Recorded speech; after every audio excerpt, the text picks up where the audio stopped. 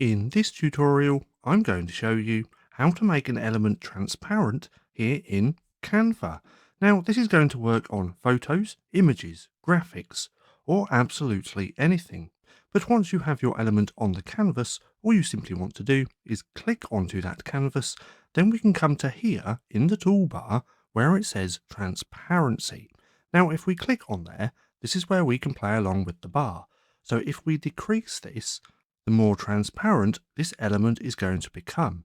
So if we put this behind that, we can now see this element behind this element because we've made it transparent. So all you want to do, depending on what you're creating, is play around with the transparency bar to get it how you want.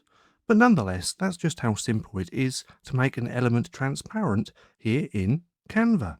Now, if you found this video helpful at all, then please consider giving me a like, as it really helps out the channel. And if you're not too sure what to watch next, well, click right here and watch this playlist packed of Canva tutorials.